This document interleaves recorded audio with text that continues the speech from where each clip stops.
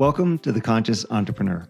If you've listened to this podcast before, you've heard us talk quite a bit about the concept of psychological safety. Since it comes up so often, I decided to bring on one of the world's top experts in this area. Today, my guest is Amy Edmondson, the Novartis Professor of Leadership and Management at Harvard Business School, where she has been a faculty member since 1996. Amy is a leading expert on psychological safety and organizational learning. She's been recognized by the Thinkers 50 global ranking as one of the most influential management thinkers out there, including being named #1 in 2021 and 2023. Amy's groundbreaking work on psychological safety has revolutionized our understanding of team dynamics and innovation.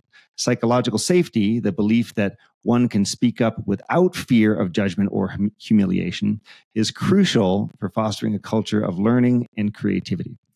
She is the author of several well-known books, including The Fearless Organization, Teaming, and her latest, Right Kind of Wrong, The Science of Failing Well, which explores how to leverage failure as a tool for growth.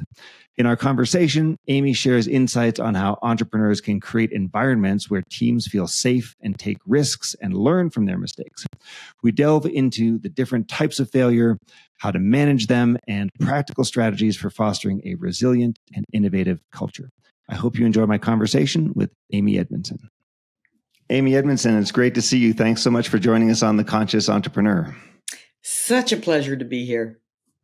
Now, as entrepreneurs, we get really conflicting messages about failure. On the one hand, we hear, fail fast, just keep going, go out there and see what works and throw spaghetti to the wall. And we know all the statistics about startup failure. We know that most ideas don't work out. We know that most companies don't work out. And so we know that the odds are stacked against us. On the other hand, there is a bit of a stigma around failure. If I'm the CEO of a company that didn't work out, that may not be something that's considered a positive all the time. And so we know we get these messages that can be confusing for people. Now, you've done a ton of work on this topic, and you've got books on failure. And you're someone who's given this a lot of thought, particularly around what are the different types of failure, or how we can start to frame our mental models about this. And so just to start off the question here, entrepreneurs, we know that failure is almost inevitable in what we do. How do we fail well, or how do we prepare ourselves to fail well? That's a great question to start with. I have so many ideas swirling through my head. So let me answer that as best I can, which is I think you fail well, and you prepare to fail well first by appreciating the absolute power of context, and second by appreciating the different kinds of failure. It almost goes without saying that all failures are not alike, and yet our brains, our emotions can be at risk of responding to them as if they were all alike. So we are irrational in a way, as we're fallible human beings, and yet we believe we shouldn't fail. We are operating in an uncertain, complex, interdependent world, and yet we believe everything should be predictable and we should hit our targets, right? So we're just fundamentally irrational at the outset. And so part of, I think, the discipline of getting this right, of failing well, is to truly pause to appreciate what you are up against. Be realistic, even scientific about it. And then failing well actually isn't about throwing spaghetti at the wall. That is way too sloppy. Right? That implies, I think that metaphor implies, just do a bunch of stuff and see what sticks. And failing well doesn't look like that. So failing well looks like being very thoughtful about the next risk you will take, and actually having good reason to believe it will pan out, which I think most entrepreneurs can identify with. And then graciously acknowledging when that turns out to be wrong, that's okay. And that's valuable new knowledge that you simply couldn't have gotten any other way. So I think I don't know which way to go first, context or failure type, but maybe failure type's more intuitive. So sure. part of the answer to failing well is appreciating that there are different kinds of failure, and only one of them is the good kind. And ironically, the one kind that's the good kind is also the kind that literally can't be preventable. I mean, can't be prevented. And so the three types are basic, complex, and intelligent. Intelligent, as the word implies, are the good kind. They are, I'll define intelligent failures as the undesired result of a thoughtful foray into new territory. Any startup is that, or at least we hope it's that. We know it's new, absolutely, and we hope it's thoughtful. But here are the criteria. So the criteria are that, indeed, it is new territory. You don't have the option of simply looking up the formula. Number two, it's in pursuit of a goal. That's obvious. But I think throwing spaghetti at the wall, usually there isn't much of a goal there. And three, you've got a hypothesis, right? You've got good reason to believe it might work. And four, it's no bigger than necessary, right? The next move that you make, whether that's a focus group with potential customers or, a test in a new market, it's the right size. It's designed to be just big enough to get the next bit of information that you need before you go further. Because I think the non-intelligent failure, one attribute of a non-intelligent failure is it's larger than necessary. You've consumed resources or time that you really didn't have to waste. So when you start to think about the nature of an intelligent failure and the nature of entrepreneurship, which relates to context, it becomes very quickly obvious that you cannot have a failure-free entrepreneurial journey. It's because that would require a crystal ball, and nobody has one. And so you are deliberately entering into a context where there's uncertainty and novelty. And anytime there's uncertainty and novelty, you're going to be signed up for learning. And some of that learning will be in the form of undesired results called failures. Just to be complete, a basic failure is a failure in familiar territory caused with a single cause, usually a mistake. And a mistake is a deviation from known process or protocol or knowledge. And unintentional. An unintentional deviation. Right? There's no such thing as an intentional mistake. That's sabotage. It's a mistake by definition is not intended. And when we're in familiar territory and we produce a failure by making a mistake, like the day that Citibank employees checked the wrong box in an online form and accidentally wired $900 million to a group of lenders when it was supposed to be 8 million. That was a basic failure.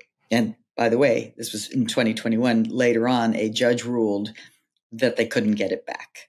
Right? Wow. So it was a big, right? Yeah, that's a big deal. Mm-hmm. It was a small mistake and a big failure. Right. And so I think it is clear to any entrepreneur that you don't want to have basic failures, right? You want to do your very best to be vigilant and thoughtful and not make mistakes, especially where the stakes might be high. And complex failures are the perfect storms. They are the undesired results of that are caused by a handful of factors. No big mistake or failure causing element on its own, but just a handful of small deviations, perhaps deviations from best practices that come together in just the wrong way and produce, an accident of some kind. Mm-hmm. And so those two, I mean, I think the alert, conscious entrepreneur is doing her very best to prevent as many basic and complex failures as humanly possible. Those aren't the type that we want. And we can learn from them, absolutely, but we really don't learn quite as much from them. They're not as valuable to us. So make no mistake, we can work hard and have excellence where excellence is possible. But we can't have a failure-free entrepreneurial journey. Just is the nature of the context says no. So I, roughly speaking, think there are three kinds of contexts: those that are highly consistent, like an assembly line. It will behave exactly as expected nearly all the time. Mm-hmm. Those that are well understood but variable, like an operating theater, an operating room, passenger air travel, to name two quite familiar ones. And then those that are necessarily novel, like a scientific laboratory or a startup. Right. And they're novel because no one's ever been here before. And so in novel territories, intelligent failures are necessary to make progress. Doesn't make them more fun, I mean, most of us would far rather succeed than fail. But because of that drive to succeed in a bigger game, we're willing to tolerate failure along the way. Fantastic. And so that's a great sort of context setting for this. And if I read into it further, the intelligent failures are about de-risking the existential threat to my company if I get something wrong. So as an entrepreneur, I'm always sitting there saying, well, I may need to make multiple bets, or I may have different areas of exploration. What can I do here in a way that at least de-risks or allows me as quickly as possible to understand is something working or not, versus, oh, we've spent all of our time and energy on this one bet. It was wrong, and there we go. There's no turning back, and there's no way to recover from this. So it's a little bit sort of risk management, or being really thoughtful about the context that we're operating in. I love that, because it actually points us in the direction of really thinking through what are the experiments we must run to de-risk the existential threat, which is the threat of just completely dying, going out of business.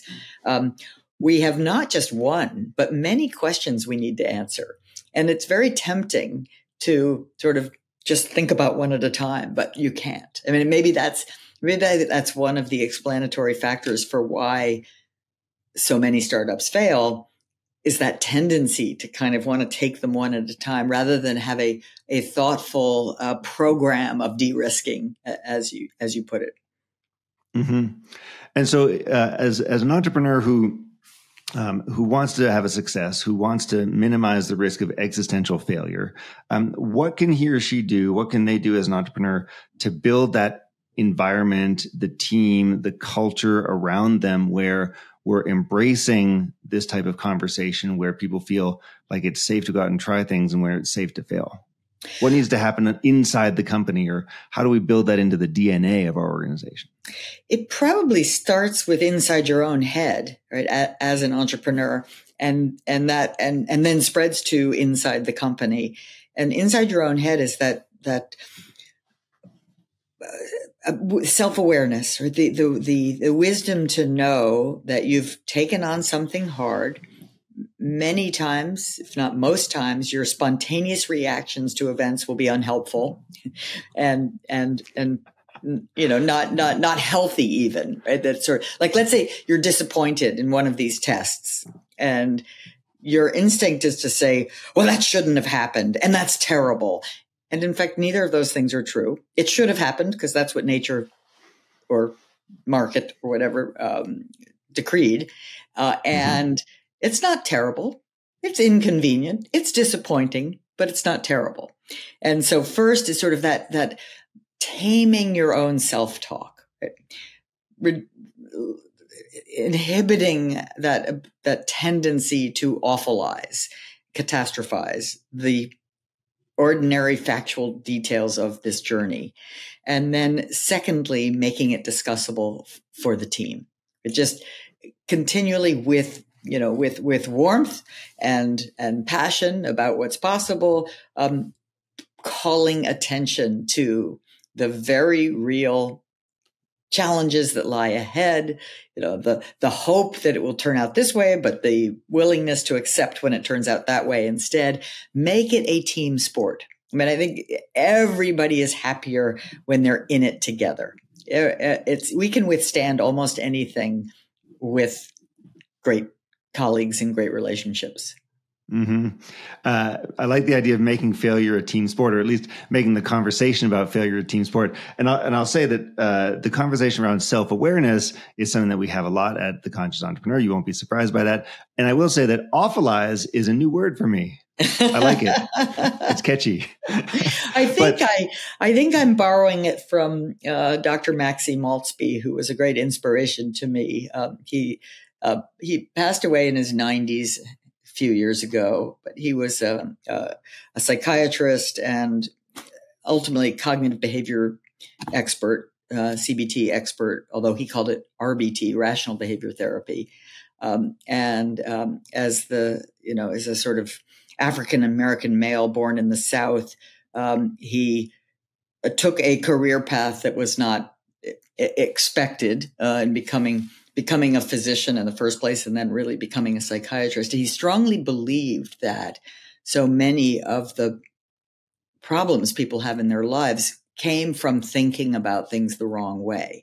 And he thought he could make a real difference in sort of helping people embrace more rational, healthier habits of thinking, which boils down to self-management, really.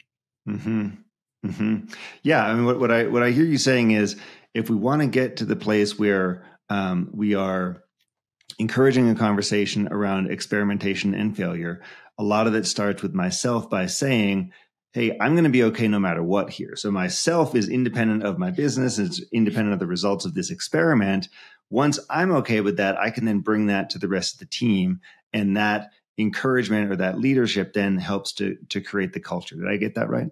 Exactly right. And I think it's infectious, right? If you have that calm, that humility, that excitement about what's possible, that cool-headed disappointment when things aren't working out, they will have it too, right? It catches on. And so this leads us to the conversation around psychological safety, which is another big topic of yours, and it's something you spend a lot of time working on in your books. And everything from the fearless organization, and you've sort of done a lot of work on the concept of team psychological safety. We've heard this term a lot. It comes up at the Conscious Entrepreneur Summit. It's come up on this podcast before. Can we agree on the appropriate 2024 definition of psychological safety? Give that to us so that we can have a model to work from. Psychological safety is a belief that you can speak up without fear of humiliation or punishment. It's essentially an environment where candor is expected. I always want to say what it's not, right? It's not comfortable. It's not easy. It's not an environment free from negative feedback. It's a learning environment, and it's being misused so often nowadays.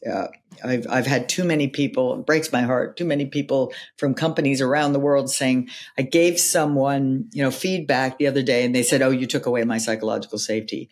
And I want to pull my hair out because it's ironic because, of course, if it's about candor and learning, then it is certainly not, you're not losing it when someone gives you feedback. But it's I understand it. I understand the term itself has this implication and kind of veers off into the clinical, but that's not what we've measured, and it's not what the research is really all about. So it's about candor, which is an open conversation, including things that didn't work out. This is not saying it's conflict free. It's not saying we're avoiding tough conversations. The way I hear it is, we're discouraging silence. So we're trying to break this mental model that people might have, which is, hey, if I'm silent, I'm somehow safer. And that might feel right for the individual, but it's totally wrong for the company because then the company is not learning. Exactly. And I'll take it a step further. I'm safer, but we're less safe. Right? We, the company, is less safe because my thoughts, my observations had real value and I held them back. Right. That instinct, the instinct for self-protection is so powerful. And it is a given that if I hold back, if I'm silent, I will stay safe for that moment of silence and beyond. And the harm or the potential to have averted harm that might have been in that moment won't be realized until later. So there's a profound asymmetry. My instinct for self-protection is immediate, is now, and certain. And if I speak up with what I think I might be able to contribute here, first of all, it might not be helpful, so it's very uncertain. Second of all, the help it might provide is no doubt going to be realized later, so delayed gratification, and it's for the collective rather than for me. So the deck is so stacked against us, in companies, maybe especially in startups, although I imagine people are more aware of these risks in startups, but the deck is so stacked against people speaking up in a candid way to contribute to the team, that we now know that we really need to work hard to create it. Like a learning environment in a team isn't automatic. It isn't if you don't have it, you're broken. It's if you do have it, you've worked hard and created something special. Mm-hmm. Well, we're not taught this in schools, right? So it's, as a society, we tend to respond to different structures. We have hierarchy. We have teachers and students, and you're told when to talk, and you're told when not to, and you've got to, look up your parents, and all this sort of stuff that happens. And so we get trained in a certain way. I'll even share when I went to go get my MBA at INSEAD in 2005. There was no discussion at that point in any of my OB courses on psychological safety yet, because it wasn't in the zeitgeist like it is now. It wasn't in the vocabulary like it is now. So it's, even though I think a lot of entrepreneurs are drawn to the concept and they want to do it, we don't always know how to take the first step. I found on your website a very interesting little cheat sheet on like how to get started, the types of conversations or the words to use to prompt people. Maybe it's in a meeting, or maybe it's on a Zoom call, or just to kind of like get people started. So at a tactical level, how can an entrepreneur model this and try to get their team on board? I think I called it a starter kit or something, but it is. It's, in a way, you don't have to memorize a certain group of words or anything. I think you have to approach a conversation with like genuine curiosity, and a genuine desire to have a positive impact, knowing that there'll be bumps in the road. You are likely to be misinterpreted at various times. Like the words are inexact, but if there's this intent to learn together, and I want to learn from you, I want you to learn from me, so that we can make progress on some thorny issue or decision, you'll be okay, right? If you can really embrace that intent. But to me, I think helpful tips are to call attention to the uncertainty or importance or novelty of the issue, so that we're framing this encounter as an opportunity for learning on purpose. So it's not, because I think our default frame is one of two things. We're just going to check the box, get this done, run through the agenda, or we can sometimes inadvertently frame something as a contest, where at the end of this little encounter, I want to win, and that means you're going to have lost, and nobody wants to be the loser. Right? So when we override either of those two unhelpful frames, which are often taken for granted and automatic, and say, okay, this may be challenging. I'm really hoping to sort of share some thoughts with you, get your thoughts, see if we can make, get some deeper understanding of this issue, or whatever the right words are to reframe the situation before we even have this conversation as a moment of learning or a moment of problem solving. That's really step one. And then step two is master the art of asking good questions. And good questions aren't yes, no questions. They're the kind of questions you're asking. They're not, leading questions. They're what ideas do you have? What other perspectives could there be on this?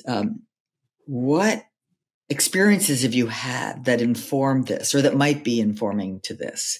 And so we're literally trying to be scientific and thoughtful about it. And that will almost, you stop thinking about self-protection, like the interest and desire to kind of be a contributing voice in this conversation will override the natural instinct for self-protection and holding back. What comes up for me when I hear you frame it that way is it's almost like, if we're trying to solve a challenge, the challenge is not between me and you. It's you and I are on the same team, and the challenge is out there. How do we both look at this challenge and say, what assumptions are we making? What's going on? What's happening? And so it's a moving of, there's not a conflict between us. There's something happening that we together want to put our brains together and then go solve. And that's a big shift. It is. It's a profound shift. I mean, it's so obvious, but it's so profound at the same time. And it's not natural. And therefore it's not the norm. And so, you have to do it on purpose. It's almost, you have to not physically, although maybe that helps, but get on the same side of the table looking forward rather than the natural sort of antagonism of being at odds. Mm-hmm. The other thing that I heard you saying, Amy, was, when we're bringing up questions to people, we're essentially naming what's happening. Hey, I'm noticing that you seem uncomfortable with what we just talked about, or maybe I'm feeling uncertain, or this type of thing. So I'm modeling that behavior. So as the leader, I can model that, and I can say, here's what I'm feeling, and I can simply say, hey, I noticed that you XYZ. Is that true? Or I might say, what's coming up for you, or something like that. And I'm doing that, which then leads me to another question I've got around this, which is, what's the role of vulnerability here? How does the leader appropriately model and encourage vulnerability? And are there any boundaries that we want to put on that, or any boxes that we want to put that in when we're thinking about vulnerability in the context of psychological safety? Yes. Oh, this is such a great topic. I want to just underline the name it. I think that is such a powerful way to think about it, because putting that name on something you observe, first of all, makes it discussable. And second of all, makes it potentially disconfirmable. If I say, I see you looking uncomfortable, you can say, oh, I just realized I have a daycare pickup later. I mean, okay, so it wasn't about this issue. And so it's, oftentimes, our brains are busy making inferences and conclusions all the time. But if we can have more of that out loud, we will have more opportunity to get it right. Now, doing this indeed requires a certain degree of vulnerability, because most of us don't do that. And we have a million little quiet inferences going on inside our heads. We share very few of them. And by the way, if I were to share some I'm having now, I would be like, wow, Alex is so good. This is really powerful and useful, at least for me. Okay. So vulnerability I think the first thing, and yes, there are limits. The first thing to say about vulnerability is it's a fact. Right? We are vulnerable, especially if you're an entrepreneur, right? You're vulnerable to all sorts of forces outside your control. So by definition, you're vulnerable. Now, the choice is, how much of that do you reveal? And I think you should reveal more of it than you would be natural and normal. And the amount and the content is that which will affect our enterprise, right? Our project. So, if you had a fight with your spouse yesterday or this morning, I mean, if that happens, if we happen to be in the sort of marriage business, I don't know, maybe that'll be relevant to the company and it could come up but I doubt it, right? So, the advice isn't let it all hang out. The advice isn't every thought that floats through your head needs to be immediately released to the team. No, God, no. Right? The advice is be more open about your worries, your concerns, your ideas, the risks you see, so that we can de-risk them together, then we'll feel comfortable. So I think what you and I are talking about is uncomfortable for most humans. But our ambition will allow us to do it if we understand that it can help us achieve our goals. And so, if the goal is to become a learning environment, if the goal is to become a place where we all feel like it's okay to run experiments that may fail, to do things that may not work out. And, a big part of that is the structure that we're putting in place. And so by us getting uncomfortable and modeling it as leaders, then guess what? Every day we do that, the circle of comfort grows a little bit more, we can build that muscle, and to the point where, okay, we're now we're expanding it. We're building the capability. We're building the capacity of the team to deal with this stuff. And a lot of entrepreneurs I know, and including myself, like I may get this myself, but maybe I don't model it that well to other people. Or when I show up to a meeting, I'm like, I put on my CEO hat and then I'm going to act like I think a CEO should act, type of thing, instead of taking it to say, hey, what's the real goal here? The real goal here. And I want to come back to a word that you mentioned earlier, which I think is super, super important. The real goal here is curiosity. Curiosity to me means, can we figure out what is really happening in the world so that we can go build a product or service or whatever it is that's going to meet a certain need? If I show up with curiosity, which then manifests internally by saying, I'm curious about what our assumptions are. I'm curious about what's going on in your life that might be impacting your performance in a positive or negative way, what have you, that all then helps to build us up. So point being is, if we frame the goal as creating a learning environment so that we can have a company that creates the right product or service, then this is all in service of that, right? Right. Spot on. And curiosity about what's really happening in the world. If rather than just our thought about it, like let's really stay curious, then so that we can find an unmet need and serve it well. We'll also encourage and maybe be encouraged by curiosity about what's really happening in this team, right? Because again, we could fall into that trap of thinking, I know what you're thinking. I know what this team is all about. But if you can keep yourself curious about your own team, what they might be thinking, you'll be more likely to engage in the very behaviors we were talking about before, like inquiry and honesty.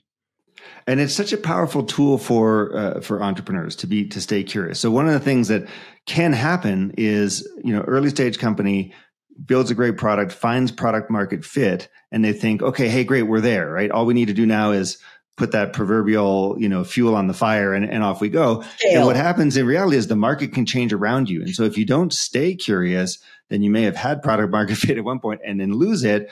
Or, there's so many examples of companies becoming arrogant, right? And they say, this is the way to do it. And that means that they're closed. And I would guess, and your research probably confirms this, that companies that are perceived as arrogant have very low levels of psychological safety and their teams are not performing as well. Did I get that one right? Yes, absolutely. Well, the old saying, nothing fails like success. I think that's the mechanism is what you just described. We get arrogant and we start telling customers what they're supposed to want. And this is the story of company after company. This is the story of the big three automotive in the 80s. Never mind what you want, never mind what you're seeing out there in these new upstarts that we don't really decide to notice. We're going to tell you what matters to you. And ultimately that fails. It's the old, S curve of, we're very curious in phase one. We're trying to figure it out. Once we find that formula for success, then of course we do need to scale, but we can't fall into the trap of just execution to spec without change. It's got to be the learning and the curiosity have to stay alive. Mm-hmm, mm-hmm, yes.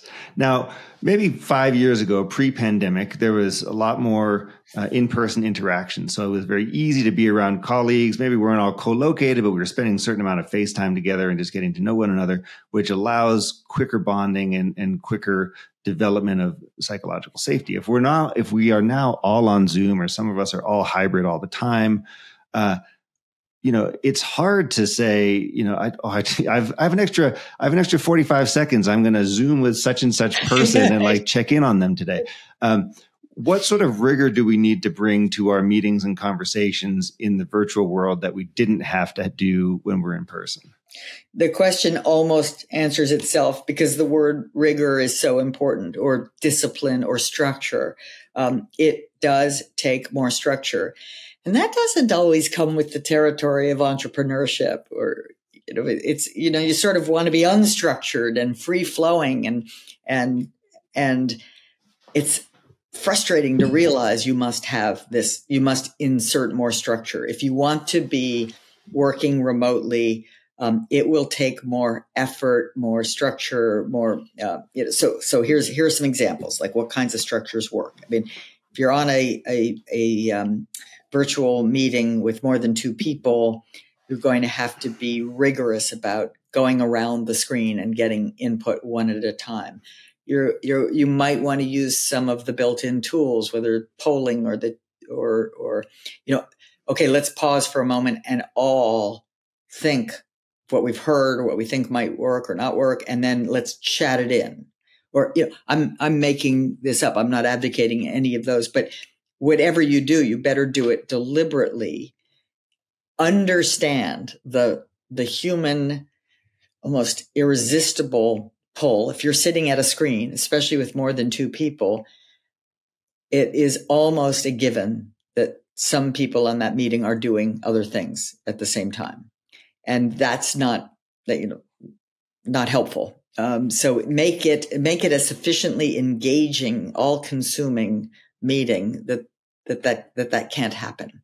Keep requiring things of people. People can be sort of cold called at any moment with, Alex, what do you think about that? Because it should be, well, that doesn't sound like fun. No, it isn't fun. It's work. I mean, it's, and you're just know that you're having to overcome a hurdle and then design it in the best way that would work for your team. Great. Yeah, super.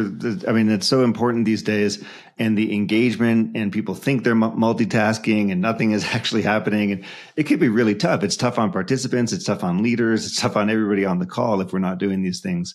If we're not doing these things right.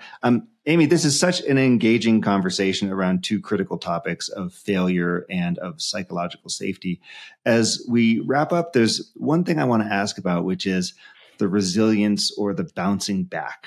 So as I alluded in the intro, there are times when your company just doesn't work out as an entrepreneur. And you made the bet and it was the wrong bet and there was an impact, or you had some type of existential failure or crisis in the company and the company is no more.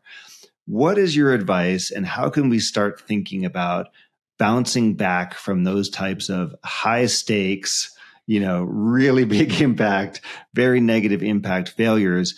How can we as entrepreneurs then, get back out there and communicate to ourselves and to others, here's what's happened, and then reframe or frame up that experience?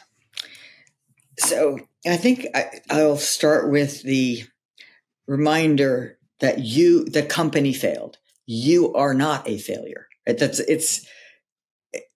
I think people understand that intellectually, but you must connect with that very real truth in the wake of a failure of a company, right? That a company being a failure doesn't make you a failure. It means you had a company that failed. That means you are wiser than you were right before that. That means you have a new little bucket of knowledge that you lacked before. That's a treasure. Value it. Value it enough to, in fact, share it with others. So when you're going out there to talk to people, you're reconnecting with your core sense of purpose and passion. What led you to start that company in the first place? Something you're passionate about, some difference that you hoped to make in the world for customers, and that's still there, right? That passion and that sense of purpose is still there. But now you're wiser, right? Now you have more knowledge about at least one thing that doesn't work, and use that to design the next step. Think like a scientist, right? Scientists have similar odds to you. They have the similar sort of failure rate in the lab. Most experiments in a leading scientific laboratory end in failure. Why are they so willing to endure that? Because the successes are so exciting. And each of the failures brings valuable new knowledge they simply couldn't have gotten any other way. What a fantastic conversation. And I love that ending.